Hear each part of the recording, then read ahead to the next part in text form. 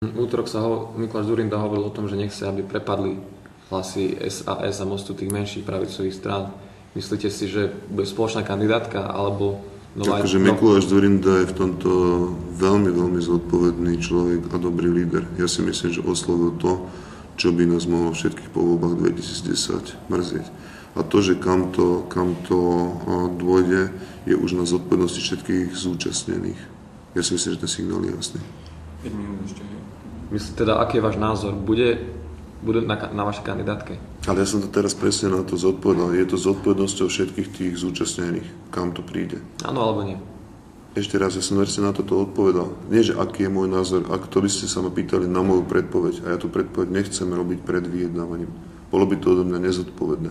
Ja som povedal dôvody, ktoré k tomu vedú, povedal som aj prečo si myslím, že je správne takto postupovať, dokonca ako si myslím, že to je hlboko zodpovedné, ale nechcem predvídať ako ten výsledok samotný. Myslíte si, že je správne, že ste nevyužili šancu po prezidentských voľbách, keď bola Iveta Radičová úplne hore s popularitou, a aby sa z čela vymenil človek, ktorého myslím, že ľudia by mali ale v prieskumoch verejnej mienky určite populárnejší? Ale my sme debatovali o tom, kto bude u nás lídrom. A tie debaty aj sa nevedli len akože po prezidentských voľbách, tie debaty sa vedú dlhodobo, však máme známy mechanizmus primáriek.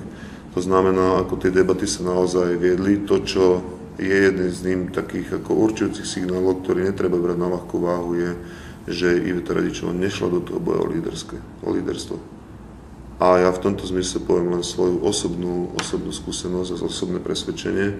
Ja som presvedčený, že sa nemôžete stať lídrom tým, že sa neuchádzate. To je moje presvedčenie. Ja som sa napríklad o tú župu veľmi jasným spôsobom uchádzal v rámci SDK, teraz hovorím.